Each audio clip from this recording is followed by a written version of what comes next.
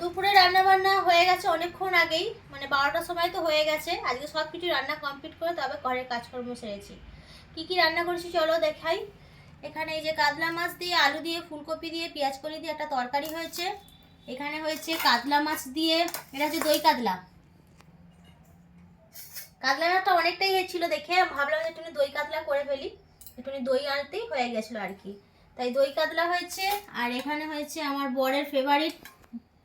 বরের ফেভারিট পালং শাক দিয়ে, এটা কি গো, টমেটম, এইটা পালং শাক দিয়ে ডাল।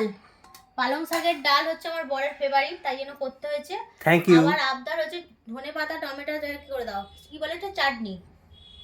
মানে এই করতে করতে আমার সারাক্ষণ রান্নাঘরেই কেটে যায়, মানে সকালের দিকটা। আর যে বাকি এক্সট্রা কিছু কাজ করবো সেটা হয় না। ঠিক আছে, আমি বাড়ি থাকবো না।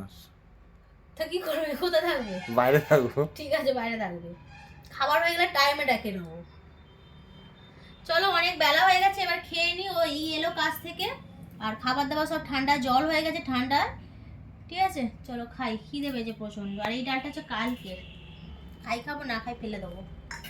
আর এই তরকারিটা কিন্তু খানিকটা রেখে দেবো রাত্রেবেলা রুটি দিয়ে খাওয়ার জন্য, সব এখন খাওয়ার জন্য না, রাত্রেবেলার জন্য করে নিয়েছি। রাত্রে রান্না করবে না? রাত্রেবেলা রান্না করে শুধু রুটি করবো কটা, ব্যাস, আর কিছু করবো না। Thank you.